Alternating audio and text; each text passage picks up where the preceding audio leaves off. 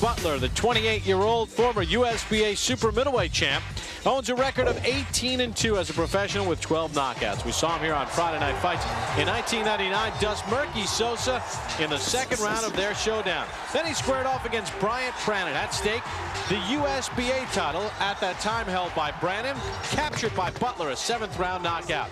His first defense came against Arthur Allen, easily dusting Allen in the second round, and he defended his crown again against Jose Spearman, a 6th round knockout. After a win against Jerry Williams, he traveled to Germany to take on Sven Otke for the IBF championship.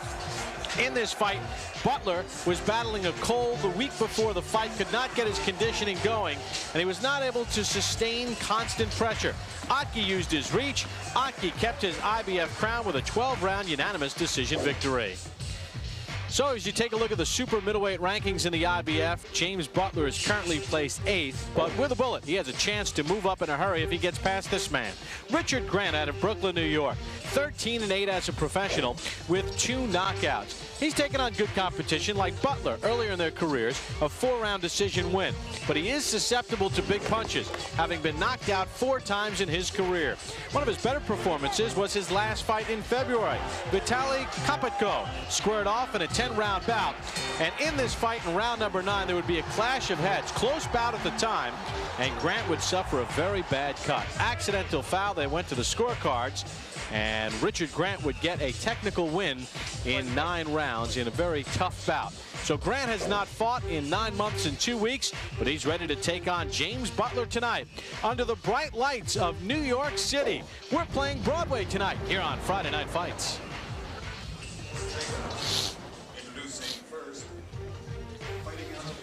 There you get a look at Richard Grant, born in Jamaica, fighting out of Brooklyn, New York. A 9-month, 2-week layoff, the longest of his career. Remember, he had that bad cut against Klitschko.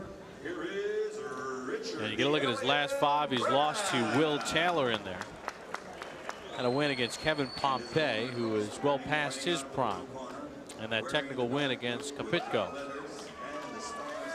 James Butler from New York City is ranked number 8 by the IBF. 168.25 pounds.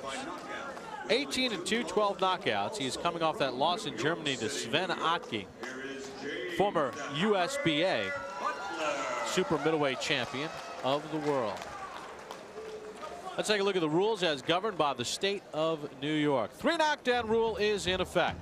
No standing 8 count. Fighter cannot be saved with the bell in any round. Referee or doctor may stop it. Accidental foul will go to the scorecards after half of the bout is complete. In this case, the bell to start the 6th round. As we turn things over, as both fighters come to the center of the ring with referee Mike Ortega. I wish you both the best of luck. Obey my commands at all times. Final rules Touch them up. being given to both boxers. They'll touch the gloves. Touch them up. Mike wants them both to touch it up, forces them to. And we turn things over one final time to our ring announcer, Michael Buffer.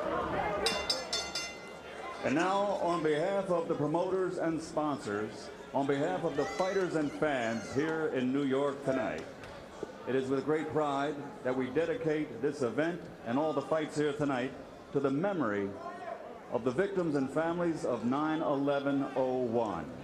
And we rededicate this in the name of their memory to the men and women now serving in harm's way as members of the armed forces of the United States of America fighting terrorism. Ladies and gentlemen, let's get ready to rumble! Here we go, 10 rounds, super middleweights. Thank you, Michael Buffer. Richard Grant, James Butler. Love that Buffer signature. You have to. It's known all over the world. In a phrase first originally coined on the old ESPN Top Rank series with Sal Marciano. Is that right? Doing the play-by-play. Little history lesson here. And Michael Buffer has taken it to new heights. So round number 1 underway. Gotta give my man Sal a plug. 3 first-round knockouts for Butler. Grant has never recorded a first-round stoppage. Grant came to the United States in 1996. Was with the Jamaican Olympic team. Had some cuts and could not compete in the Olympic Games. Someone asked him to turn pro. He called his mom back in Jamaica and says, I won't see you for a couple of years. I'm going to be a pro in the U.S. Movement is the way to go when you're fighting Butler. A real good puncher who needs to be set to uncork the power. Therefore, Grant on his horse. Only one problem with that strategy. To win, you must come off the horse to punch enough to get an edge. Both guys wearing blue trunks. Grant has the red stripe. I've seen a couple of boxers like Vincent and Collada both wearing black. Our esteemed fight coordinator, Russell Peltz, the outstanding matchmaker from Philadelphia, under the weather, couldn't be here. You know he never allows the same color trunks. Nor should he. He's a real boxing man. He would not have allowed that. You're absolutely right. He would have been on top of that right from the beginning. Well, to simplify it for you, Grant's the one with the blonde hair. Dennis Rodman hairdo, a former basketball player. Butler with the more traditional locks.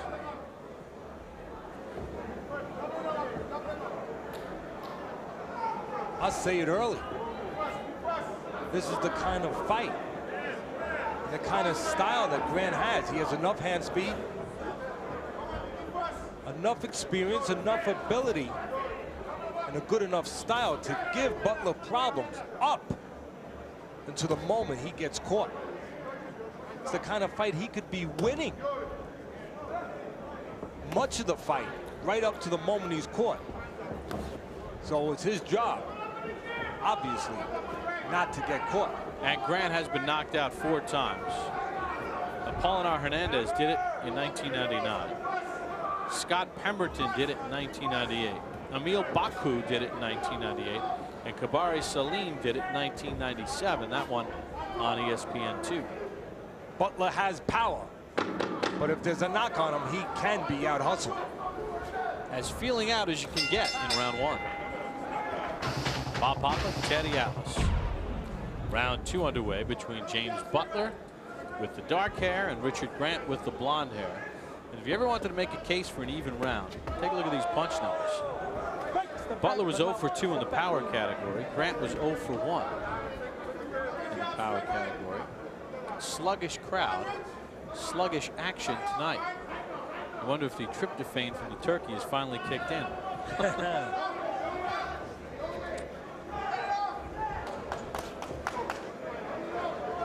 I congratulate you on your identifying Lennox Lewis would win the fight. You too, hey, how partner. about his cut man, Al Gavin? We saw him last week on our show, and he said Lewis 4th round knockout. Pretty good. Al Gavin, a boxing man for many, many years, 40 plus. And from New York. That's right. And Al is in the corner of Richard Grant. You'd like to see Grant move his hands a little bit more. Right now, rounds are being offered on the plate for Grant to grab. Butler, known as a slow starter. Butler, a man who has tremendous power, but not a very busy fighter. A fighter who can be out-hustled, as I said the last round, outworked a little bit. And a fighter who can be outboxed, but a fighter who you cannot afford to make a mistake with. All right, let's go deep here psychologically. And now I'm reaching with the turkey and stuffing aside. There's the left hand from Grant. And it staggered Butler a little bit.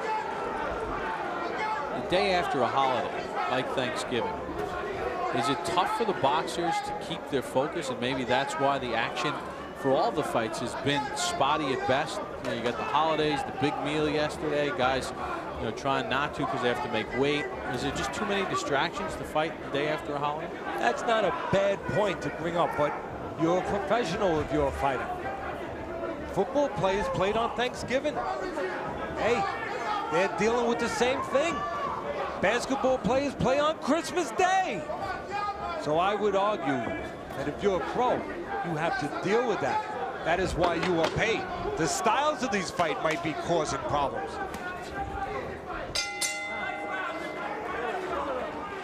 Savarese, a New York native, had that good win here on Friday Night Fights against David Bostis a couple of weeks ago. Up at Foxwoods, checking out the action tonight. Mark Breland on hand. Of course, you saw Bernard Hopkins earlier on. Round 3 underway. Richard Grant with the blonde hair and James Butler with the black hair in a scheduled 10-round super middleweight bout. Grant had the edge in round number 2. He actually hurt Butler with a left hand. He only landed 4 of 13 power shots combined in the second round. Butler looking for one spot to suddenly end the night for Grant. It's the kind of fight where Grant must fight a perfect fight. He will be allowed the landscape to get ahead in his fight. Butler, a man who needs to be set to punch. Butler, a man who does not throw extraordinary amounts of punches. Matter of fact, the old timers would say he throws punches as though he pays for them. But when he does throw, if he connects, he can be paralyzing. But right now, the man who's in charge, as we thought might happen, is Grant. But as I said, Grant must fight. He has the pressure of fighting a perfect fight, not making mistakes. Well, Butler can make mistakes, as he's done already, and still win the fight. Well, in our CompuBox breakdown sheet, they did a sort of an evaluation of 5 of Butler's fights, and he does not look to be very busy in that breakdown. Only throws 37 punches per round. Defensive stats are good. It's because he lulls the guy, but he's looking to just load up with that right hand. A sampling of his 5 fights spit out that data. There are 2 spots where Grant must be careful not to get caught with one of those load-up punches you just referred to by Butler. One spot is in front. Grant must get off and then get out, not stay in front, allowing Butler the scenario where he can follow misses until finally he lands. Also, Grant must be careful not to go straight back. Butler likes to jump in with leaping hooks as you go back. You hold your punches. You understand?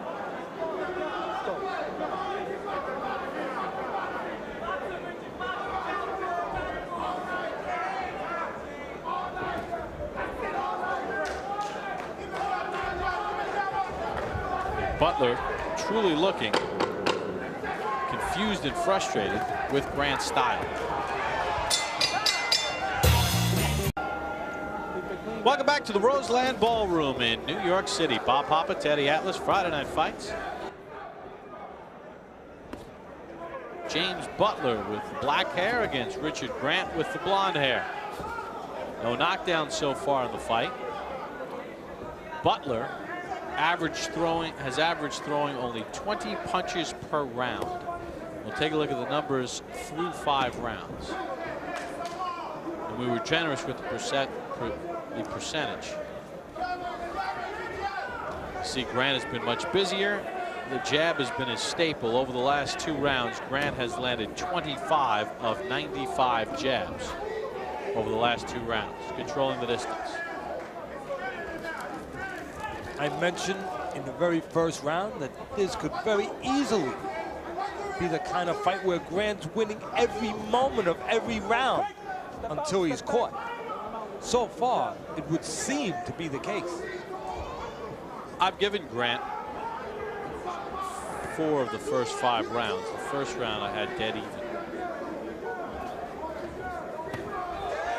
If he's going to be caught, as we mentioned earlier, if Grant is going to be caught, it will probably only come from 2 ways. One would be if Grant stays in front, gets a little carried away with himself. The other would be stepping back. One of those leaping hooks by Butler.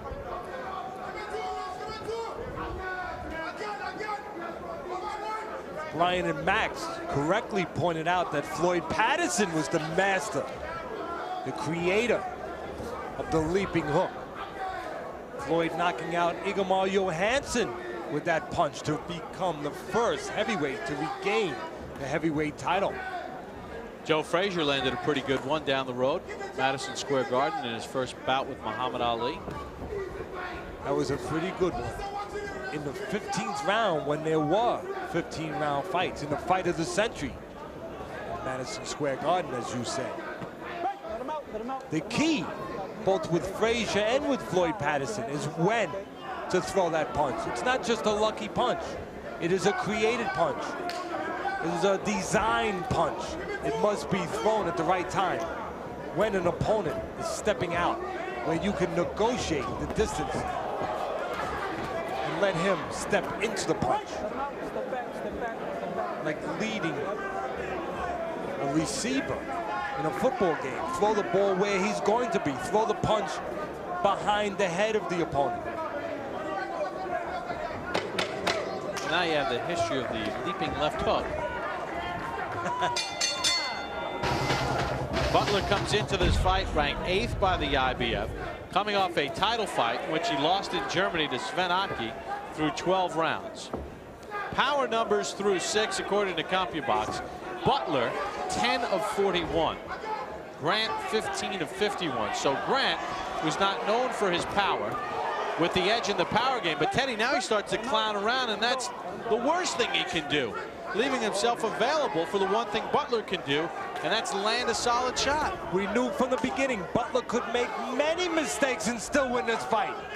Grant does not have that privilege. I mean, he's got to basically pitch a perfect game. Exactly. Or at least a no-hitter.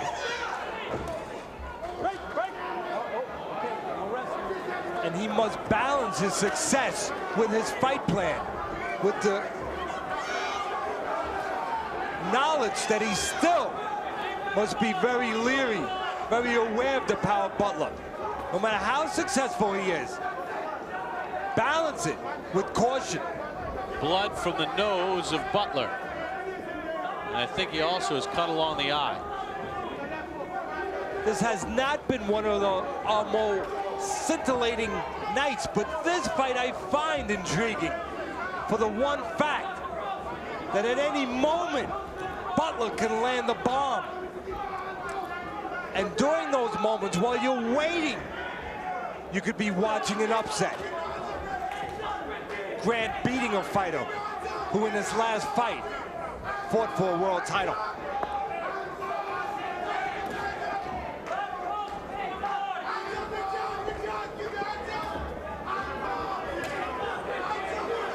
Grant as confident as ever. That one came via Western Union. Smart move by Grant, not only making the right hand miss, but then tying up, falling in close, not staying outside where a second punch could make up for the first miss. Because that is where Butler is dangerous. He missed the first one, but if you stay in front, he may catch you with this second. You must fall in, take away the ability to throw the second punch. Look at Grant. I mean, he is just, you can see those punches coming from nowhere. I mean, you can see them coming from a mile away. The referee must be careful not to get caught with one of those left field blows. Quite a draft.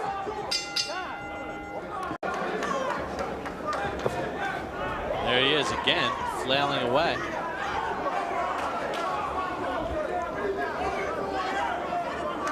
It's a bye-bye Balboni breeze here at ringside.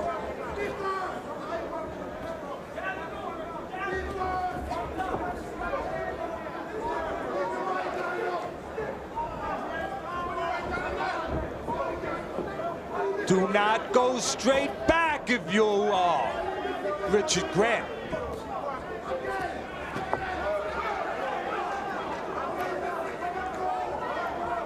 No jabs from Butler. No body work from Butler. Only big load-up missiles.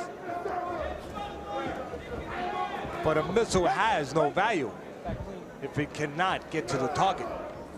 You must have a device to get it to the target. A jab, a feint, a trick. So far, none of that has existed for Butler.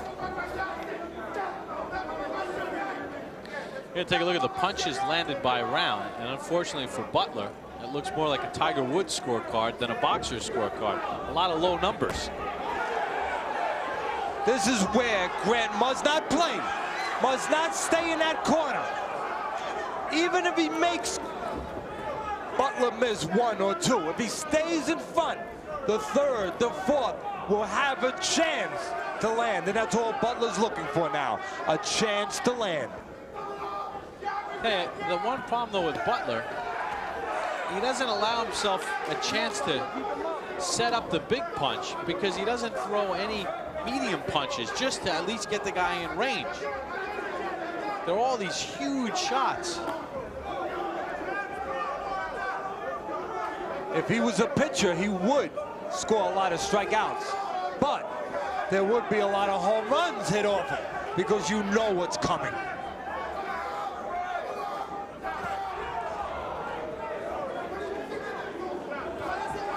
Grant flirting with danger a little bit more this round than he did the prior rounds. Good shot to the body there from Grant.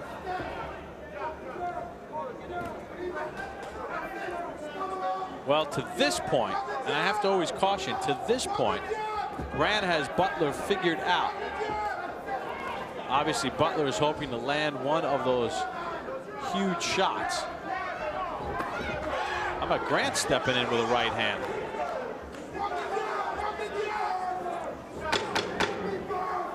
He hit the end of the 8th round.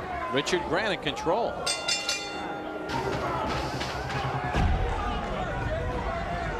In the last round. Here comes Butler, able to get the left hand going. And a right hand. And now Grant is in harm's way. Left hook started it. In the last round, Grant landed 18 of 41, Butler 8 of 37. I said the last round that Grant started flirting with danger, getting a little bit closer to the edge. Butler trying to put him over the edge. So almost too much success as far as the boxing game, getting too cute. Exactly. Butler having a lot of problems. One of them, his left eye starting to swell.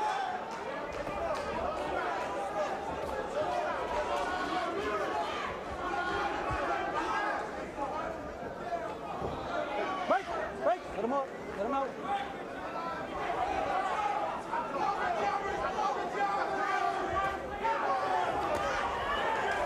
Teddy Atlas's scorecard through 8 rounds, 79-73 for Grant. I have it 80-73 with the first round even for Grant.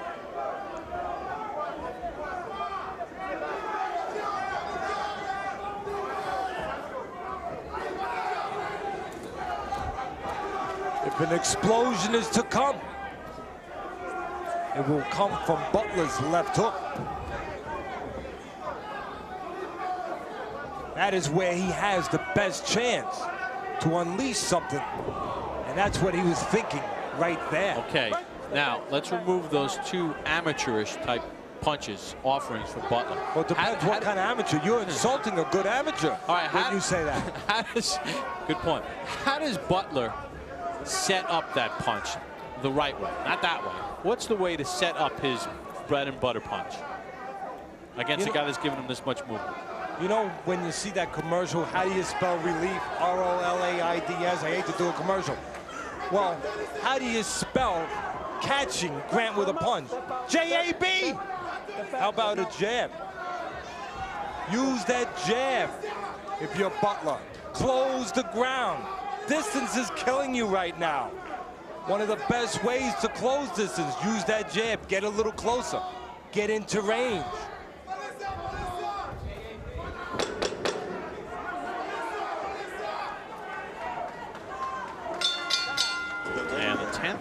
final round getting ready to begin for Richard the Alien Grant with the blonde hair against the Harlem Hammer, James Butler. Butler has not been able to drop the hammer on Grant so far. Okay, let's see what Mike Ortega has here. Hit on the break, please. Listen to me. Done a good job as Mike. Don't retaliate. Well, Teddy, I don't think it comes as a surprise to you when I make this next observation, but I think Butler needs a knockout to win. He needed it before this fight started.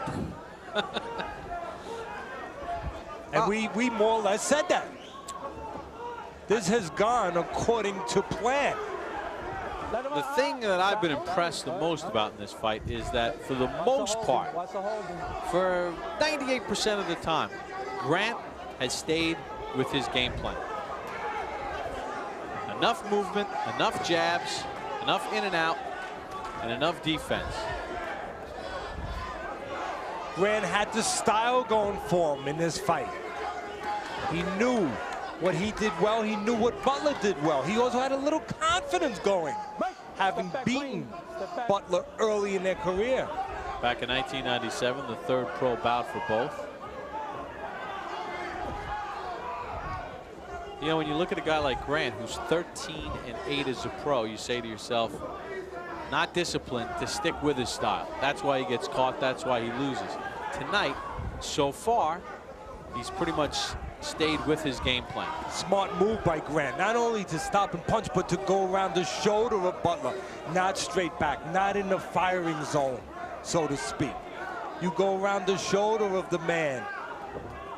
Turn him. Don't give him that firing lane by going straight back. Butler's looking for that firing lane. If you're Grant, you have to worry about two things now. The first bomb, the left hook probably coming at you. Don't give that to Butler. Do not go straight back. And this second punch, do not let go of your attention once you make the first miss. There will be a second following. One final rule you should know: cannot be saved by the bell in any round, including this last round, in case Butler does land one of his big shots. There's that left hook. And it half landed. But with 10 seconds left to go, Grant may be able to survive. Well, he left himself open, got tagged. Butler too wild, though.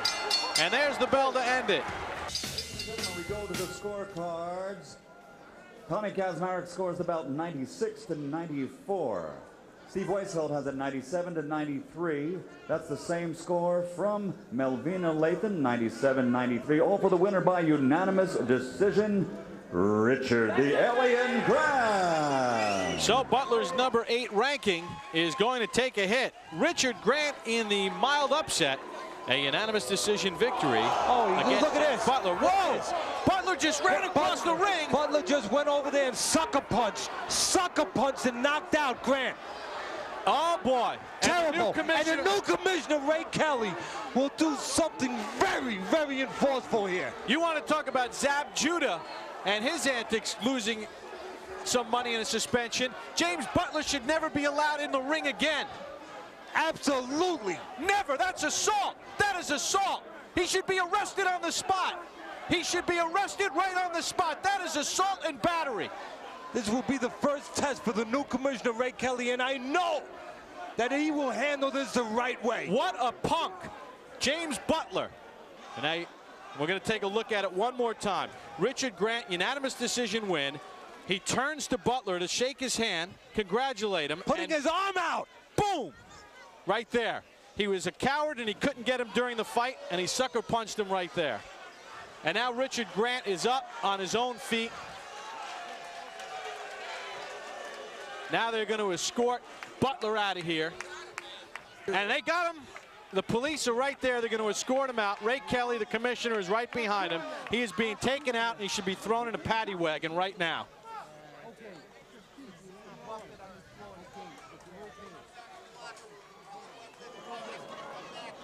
And fortunately, Richard Grant is okay. They will not need the stretcher.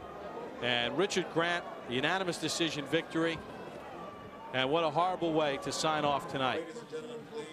On a night of such goodwill, helping out the World Trade Center Relief Fund. It ends in a nightmare, but fortunately for Richard Grant, he appears to be okay as he beats James Butler. Hopefully the last we'll ever see of James Butler, at least on our network. For Teddy Atlas, Max Kellerman, Brian Kenny. Bob Papa saying so long. James Butler with the cowardly move of the night in defeat.